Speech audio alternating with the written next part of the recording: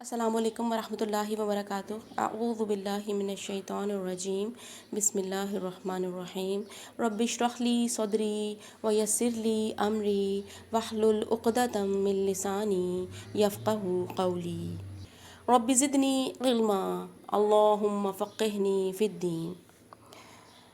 الحمدللہ آج ہم لیسن نمبر 15 پڑھیں گے، بلکہ 15A کہوں گی اسے میں۔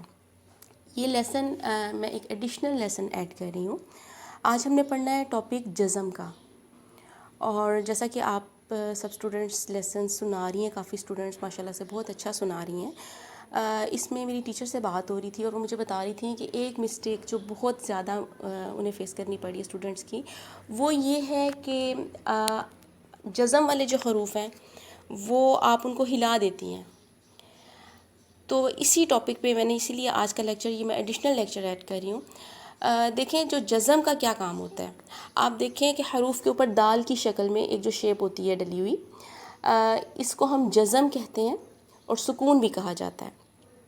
اب جزم کا کام ہوتا ہے کہ جس حرف پر جزم ہوتی ہے بذات خود اس کی کوئی آواز نہیں ہوتی ہے، انلیس کہ وہ اپنے سے پیچھے والے حرف کے ساتھ ملے، ٹھیک ہے۔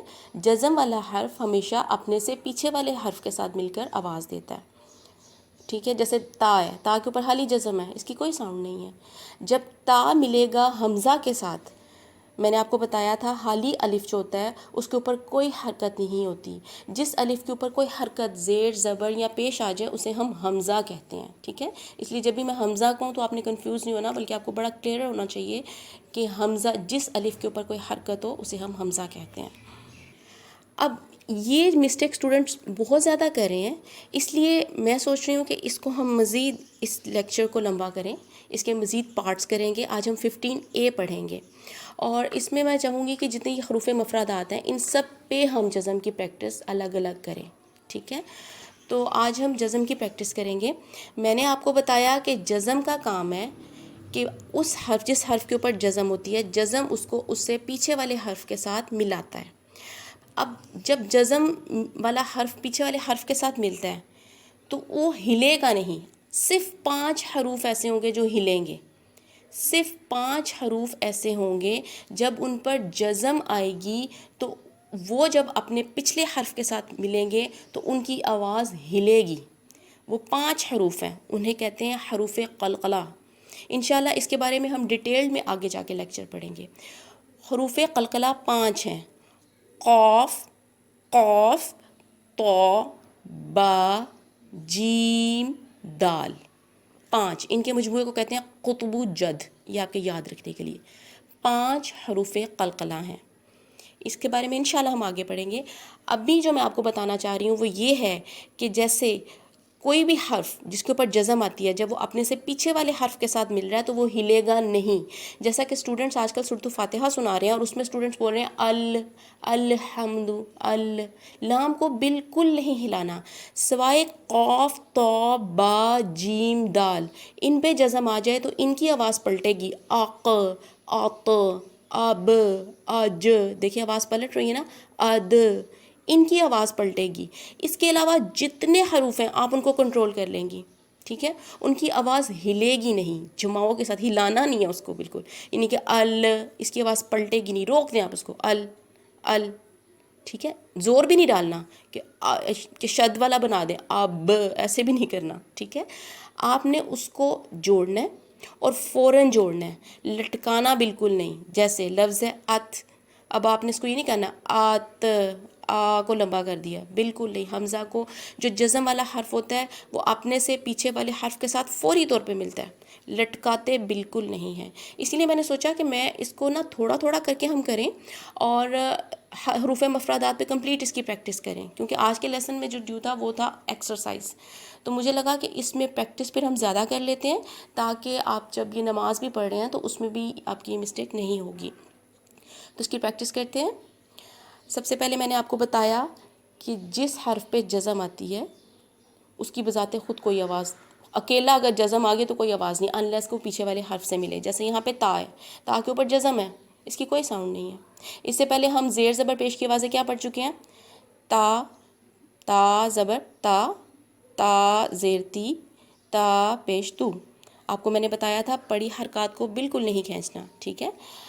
تا، اب تنوین اگر تا کے اوپر آ جائے، تا دو زبر تن، تا دو پیش تن، تا دو زیر تن، اور اس کو بالکل کھینچنا نہیں، تن تن، بالکل ایسے نہیں، تن تن تن. اس کو کہتے ہیں تنوین. جو دو زبر دو پیش دو زیر ہیں اسے ہم تنوین کہتے ہیں. تنوین کا مطلب ہے نون کی آواز پیدا کرنا. یہ آپ کی ریویژن بھی ہو گئی ہے، ٹھیک ہے. زیر زبر پیش یہ پڑی حرکات میں سے ہیں، انہیں ہم بغیر کھینچے پڑھیں گے. تن تن تن، انہیں بھی ہم بغیر کھینچے پڑھیں گے. تا زبر تا زیر تی، تا پیش تو. تا دو زبر تن، تا دو زیر تن، تا دو پیش تن. اب آگے آپ دیکھیں تا پہ سکون ہے، جزم ہے، ٹھیک ہے. اب اس کی کوئی آواز نہیں نکلے گی انلیس کہ یہ پیچھے والے حرف کے ساتھ ملے. اب آگے ہے ات. تا پڑھتے ہوئے ہم تھوڑی سی سانس کی آواز لے کر آتے ہیں، اسے کہتے ہیں ہمس کرنا. انشاءاللہ اس کے بارے میں ہم آگے ڈیٹیل میں پڑھیں گے، لیکن اس سے یہ فائدہ ہوتا ہے کہ تا کی آواز پلٹتی نہیں ہے، ٹھیک ہے. ات ات، زیادہ بھی نہیں کہ ات نہیں کر دینا اس کو، ٹھیک ہے. ات ات ات ات، ات ات ات. اب دیکھیں فوراً مل رہا ہے، آ کو لٹکانا، حمزہ کو لٹکانا بالکل نہیں. اس کے علاوہ میں نے ابھی شروع میں آپ کو بتایا کہ 5 حروف ہیں جن پہ جزم آئے تو ان کی آواز پلٹتی ہے. وہ کون سے تھے؟ قاف، طا، با، جیم، دال. ان کے مجموعے کو یاد کرنے کے لیے آپ رکھ لیں قطب و جد. کیا ہے؟ قطب و جد، ٹھیک ہے. اب دیکھیں با پہ جزم آ گئی. اب با قطب و جد میں آ رہا ہے نا با. اب با کی آواز ہلے گی، اب ایب اوب. دیکھیں آواز پلٹی ہے، یہ ہے آواز پلٹنا. اب ایب اوب، آواز پلٹ رہی ہے.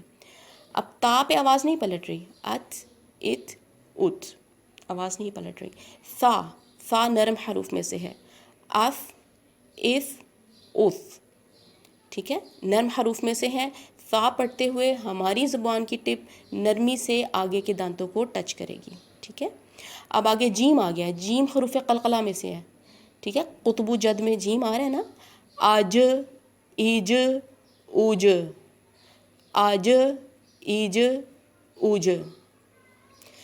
آج ہم اتنا ہی پڑھیں گے تاکہ آپ کا اچھے طریقے سے یہ تیار ہو جائے.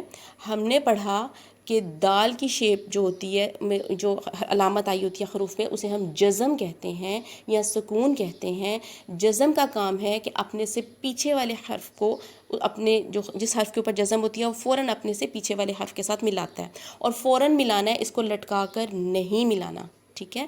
اب ہوپ فلی آپ جب سورۃ فاتحہ پڑھیں گی تو آپ پڑھیں گی ال نہیں کرنا، ٹھیک ہے.